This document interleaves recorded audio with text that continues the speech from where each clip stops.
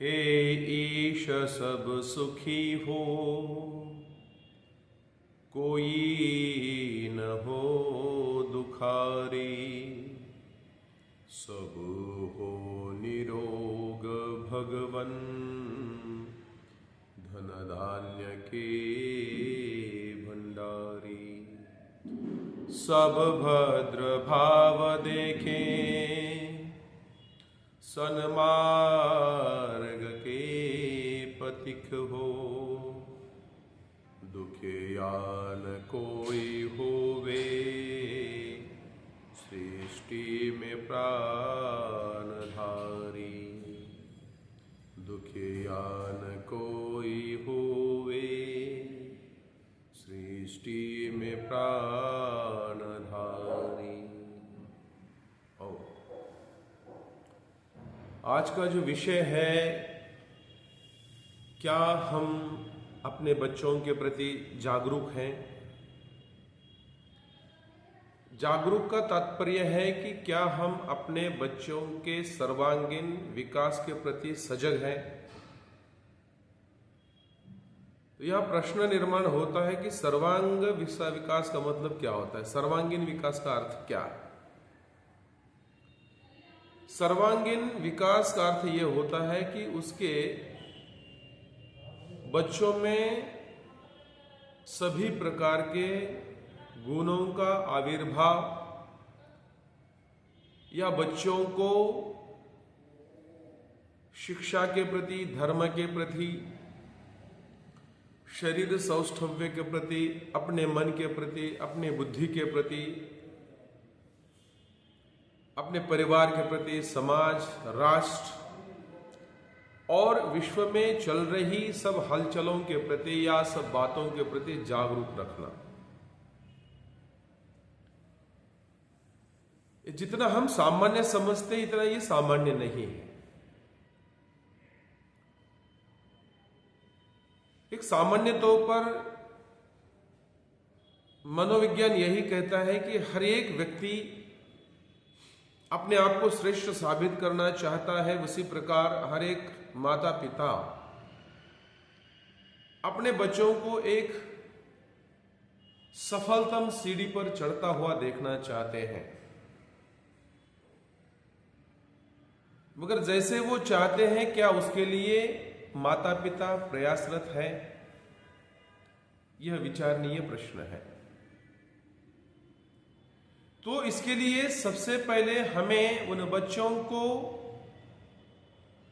तैयार करना पड़ेगा, बच्चों की मानसिकता को तैयार करना पड़ेगा। अर्थात जब तक हम अपनी भूमि को तैयार नहीं करते तब तक अच्छी उपज या अच्छा धान हम निर्माण नहीं कर पाते। यह सामान्य नियम है।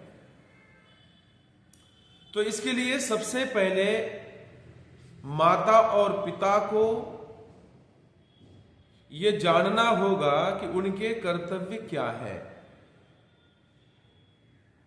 सबसे पहले बच्चों को संस्कारित करने से पहले संस्कार से युक्त होना ये अभिभावकों का आद्य कर्तव्य है, माता पिता का आद्य कर्तव्य है। समाज में जो श्रेष्ठतम स्थान पर बैठे हुए हैं, जिनको हमने आदर्श माना हुआ है, क्या वो इस बात पर चिंतित है या चिंतनशील है? इस पर भी गौर करना आवश्यक है। तो एक सामान्य बालक के जीवन में सबसे प्रथम या सबसे पहली गुरु कौन है? तो कहते हैं माता हमारे जीवन की आद्य गुरु है, प्रथम गुरु है। क्योंकि सबसे नजदीक, बालक के सबसे नजदीक माता होती है, और माता जितनी नजदीक होती है उतना अन्य कोई नहीं होता। और यही कारण है कि माता जो चाहे अपने बच्चों में गुण डाल सकती है, उसको समझा सकती है, उसके दुर्गुणों को दूर कर सकती है। ये माता का ही कर्तव्य है। इसलिए शास्त्रकार कहते हैं मातृमान पितृमान आचार्यवान पुरुषो वेदः। जिसकी माता धार्मिक विदुषी हो,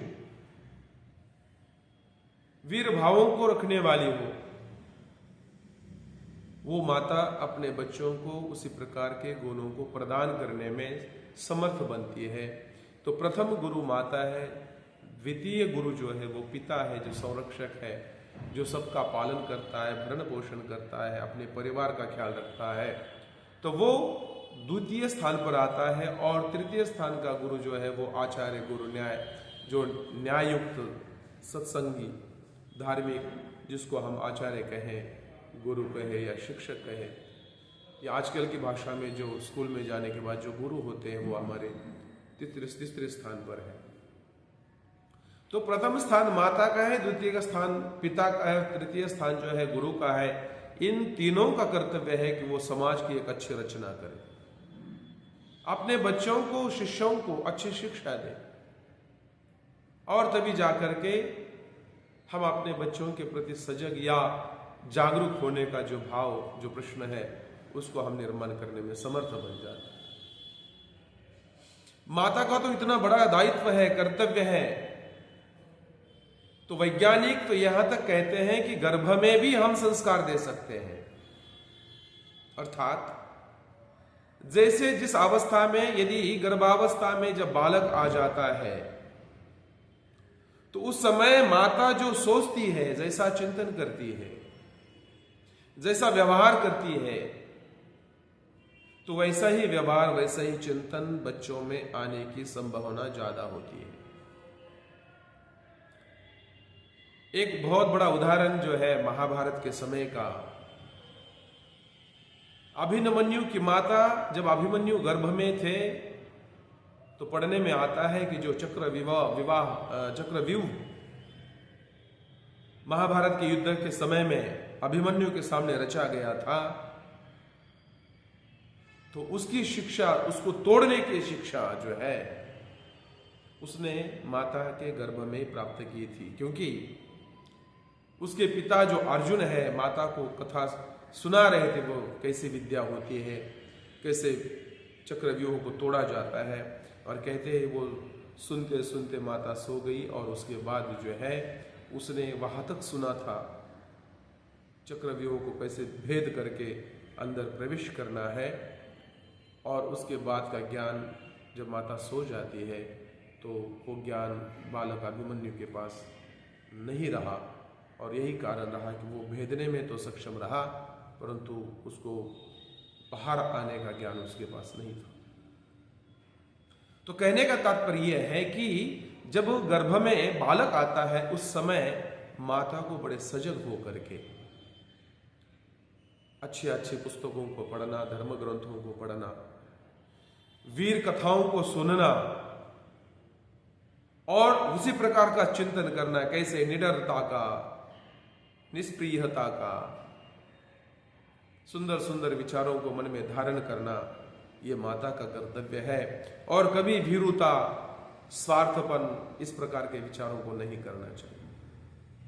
और जो माता अपने परिवार के हित में सोचती है, अपने समाज के हित में सोचती है, राष्ट्र के हित में सोचती है, सबके कल्याण के हित में सोचती है, तो ये देखने में आता है जिनके माता पिता धार्मिक है, विदुषी है, विद्वान है, समाज सेवी है, अक्सर उनके बच्चे जो है ऐसे ही गुणों को धारण किए हुए हमें नजर आते हैं। तो तात्पर्य यह है कि विद्वान माता यदि है, विदुषी माता यदि है, और पिता यदि विद्वान है, विदुषी है, समाज हितैषी काम को करने में अग्रगण्य रहता है, और जिनके गुरु आचार्य अच्छे होते हैं, धार्मिक होते हैं, तो उनके शिष्य या पुत्र जो है ऐसे ही गुणों को धारण करते हुए हमें नजर आते हैं। और माता पिताओं का यह भी कर्तव्य है कि अपने बच्चों में कभी भीरुता निर्माण न होने दें। कभी कभी देखते हैं कि समाज में बहुत से बच्चे हैं जो हमेशा डरते रहते हैं, किसी भी चीज से डरेंगे। तो इसका मूल कारण है कि हमने अपने बच्चों को संस्कारित नहीं किया, अच्छे संस्कार नहीं दिए। उनको कभी हमने हमारे पूर्वजों की कथाओं को नहीं सुनाया, और संकट से कैसे सामना करना यह नहीं सिखाया। तो यह भी सिखाना हमारा ही कर्तव्य है, क्योंकि बच्चों से ज्यादा जीवन हमने देखा है, बच्चों से ज्यादा जीवन का अनुभव हमारे पास है। इसलिए हमारा कर्तव्य है कि बच्चों को कैसे हम संस्कारित करें, उनके अंदर कैसे सद्गुणों का हम आदान देने का प्रयास हम करें, यह भी हमारा कर्तव्य है। क्योंकि शास्त्रकार भी कहते हैं कि केवल चिंतन करने से, मन में विचार करने से हर चीज प्राप्त नहीं होती।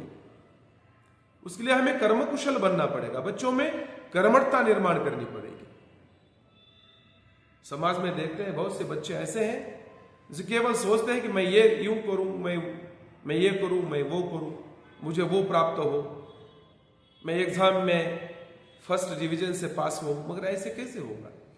जब तक वो अपने कार्य में कार्य नहीं करेगा, अपना कार्य नहीं करेगा, तब तक वो किसी भी बड़ी चीज को प्राप्त नहीं कर सकता। शास्त्रकार कहते हैं उद्यमेन ही सिद्ध्यन्ति कार्याणि न मनोरथैहि नहि सुप्तस्य सिंहस्य प्रविशन्ति मुखे मृगाः। इसका अर्थ ये है कि भले ही जंगल में सबसे शक्तिशाली, चतुर, तेज, बलवान, हिंसक प्राणी क्या है तो कहते सिंह है, और वो सिंह यदि सोता हुआ ये सोचे कि जो मृग अर्थात हरिण सोए हुए मृग के मुंह में या उसके सन्निकट जाकर बैठे, या वो बैठे बैठे शिकार कर पाने में समर्थ बन जाए, तो ये जैसे असंभव है। क्योंकि सिंह को भी गर्जना करते हुए अपने शिकार के पीछे दौड़ना पड़ता है, उसकी शिकार करनी पड़ती है, तभी उसको वो अन्न प्राप्त होता है, उसका वो भोज्य पदार्थ उसको प्राप्त होता है। इसी प्रकार से मनुष्य के जीवन में भी यदि कोई अच्छी चीज प्राप्ति करनी है, बड़ी चीज प्राप्ति करनी है, बड़ा पद प्राप्त करना है, धन प्राप्त करना है, विद्या प्राप्त करनी है, तो उसको कष्ट करना पड़ेगा। क्योंकि विद्या भी एक ऐसी चीज है जिसको सतत व्यक्तियों को पढ़ना पड़ेगा, सत्संग करना पड़ेगा, चिंतन करना पड़ेगा, लिखना पड़ेगा, है ना, तभी वो ज्ञान से युक्त हो जाता है।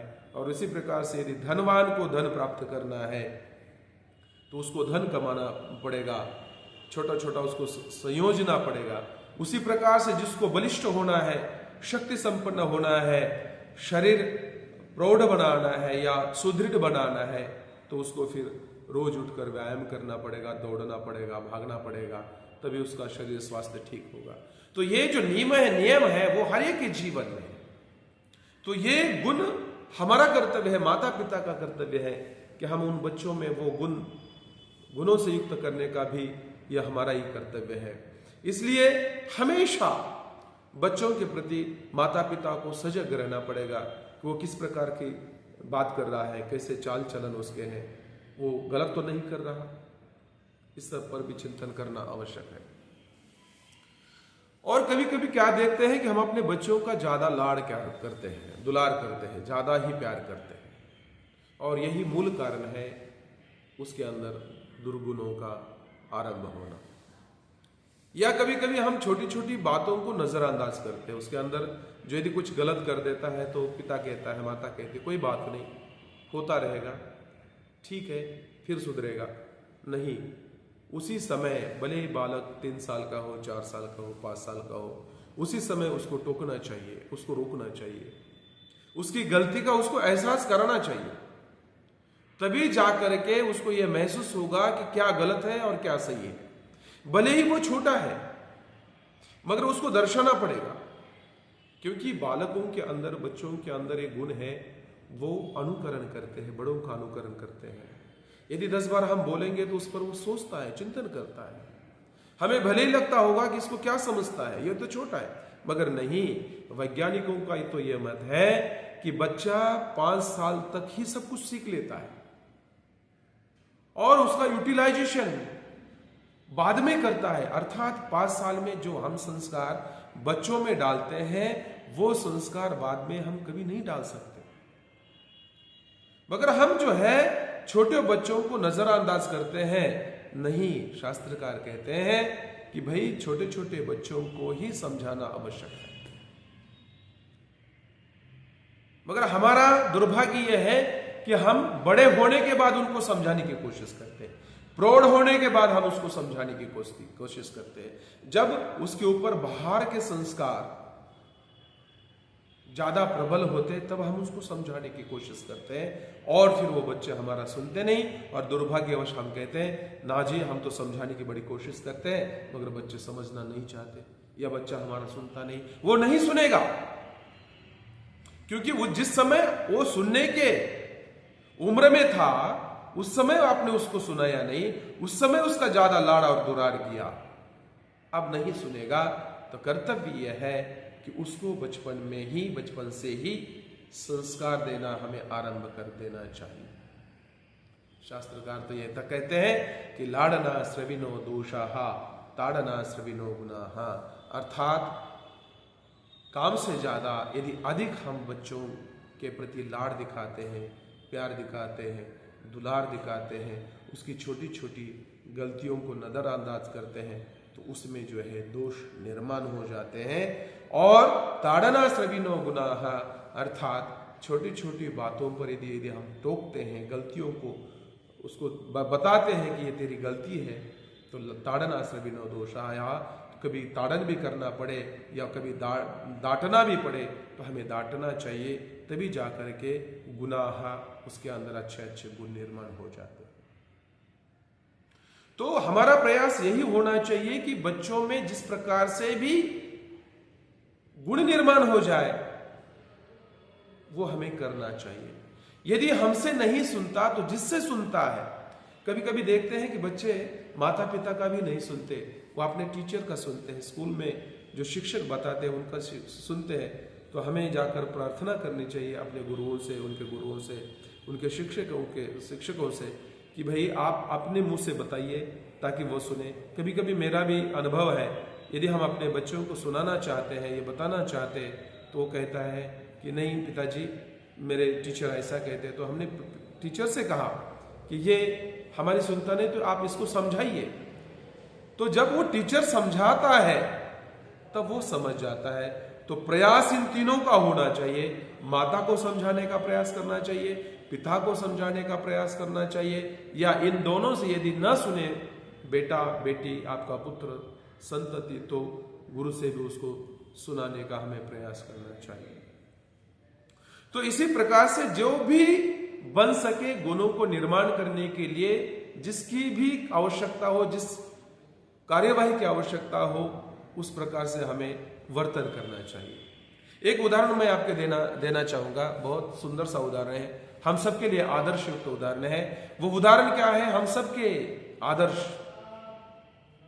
शाहजी राजे भोसले, उनकी धर्मपत्नी मां जिजाऊ साहेब, ये महान क्रांतिकारी माता अपने नन्हे से छोटे से बालक को जब अपने गोद में लेती थी तो हमारे पूर्व पुरुषों का वीर योद्धा धार्मिक महापुरुषों की कथाएं उस बालक को सुनाती थी। जैसे हमारे प्रभु रामचंद्र जी, योगीराज भगवान श्री कृष्ण,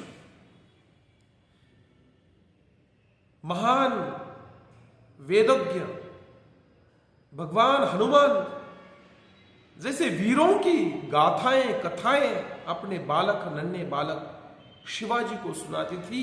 और इसी की परिणति हुई कि वह धर्मरक्षक, स्वराज निर्माता, महिलाओं को बहगिनियों का संरक्षक, छत्रपति उपाधि से अलंकृत हुआ, जिसने हिंदुओं को जगाया, उनके अंदर में छुपे हुए डर को निकाल करके उनके अंदर योद्धा का, वीरत्व का भाव उनमें जगाया और ये स्वराज निर्माण करते हुए कितना विशाल और महान कार्य किया।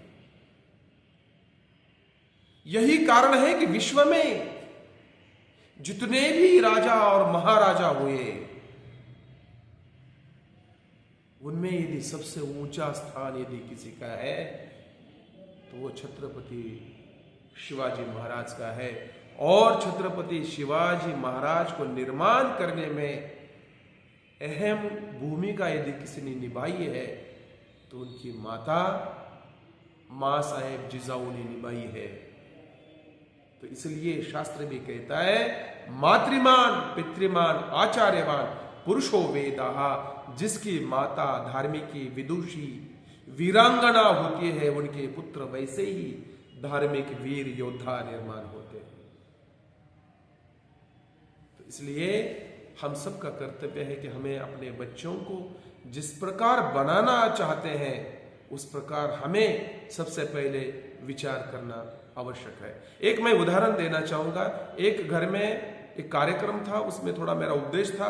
उपदेश देने के बाद मैंने वहां बैठे हुए बहनों और भाइयों से कहा था कि अपने माता पिता को आदर से देखना चाहिए, उनकी सेवा शुश्रूषा करनी चाहिए और उनको समय देना चाहिए। जब मेरा प्रवचन समाप्त हुआ तो एक भगिनी उठकर मेरे पास आई और उन्होंने कहा कि आचार्य जी, आपने कहा कि हमें माता पिता को समय देना चाहिए, मगर माता पिता का भी हमारे प्रति क्या कर्तव्य है? क्या उनको भी हमारे लिए समय देना चाहिए? तो मैंने कहा हाँ, उनको भी समय देना चाहिए।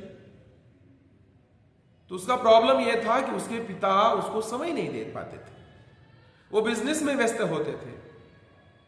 तब उसके पिता को मैंने बुलाकर कहा, देखो ये बेटी आपकी प्रति प्रश्न कर रही है और प्रति प्रश्न करना उसका कर्तव्य है, उसका अधिकार है, क्योंकि आजकल के बच्चे केवल आप बताओगे और वो सुन लेंगे ऐसा नहीं है, वो आपसे प्रति प्रश्न करेंगे, क्योंकि बहुत बुद्धिजीवी कौम है ये, विज्ञान से युक्त उनके दिमाग बने हुए हैं। तो हर एक प्रश्न का उनको उत्तर देना आवश्यक होता है, तभी वो आपकी बात को स्वीकार करते हैं। तब उसके पिता को मैंने समझाया, देखो यदि बचपन में हम अपने बच्चों के लिए समय नहीं दे पाएंगे, तब जब ये बच्चे बड़े हो जाएंगे तब उनके पास भी हमारे लिए समय नहीं होगा। यदि आप चाहते हैं कि हमारे बच्चे हमें संभाले, हमारा संरक्षण करे, हमारी सेवा और शुश्रूषा करे, तभी ये हो सकता है जब हम उनको समय दें। यदि समय नहीं देंगे तो फिर बच्चों के पास भी हमारे लिए समय नहीं होगा। इसलिए बच्चों में भी हमारा कर्तव्य है कि उनमें तर्क शक्ति युक्त उनका जीवन बनाए, तर्क करना सिखाए, मगर उसके साथ कुतर्क करना कभी न सिखाए। और साथ साथ में बच्चों में देशभक्ति की, राष्ट्रभक्ति की भावना भी भरना हम सबका ही कर्तव्य है। यदि इन सब चीज़ों के प्रति यदि हम जागरूक हैं, तभी हम उनको उनके अष्टांग व्यक्तित्व का निर्माण कर पाएंगे। नहीं तो फिर समाज में हमारे बच्चों का ना नाम होगा, ना कोई काम होगा, वो भीरू निरुत्साही बनेंगे। तो बच्चों को उत्साही, निडर, निशंक होते हुए आगे बढ़ने का या बढ़ाने का जो गुण है वो हमको ही निर्माण करना पड़ेगा।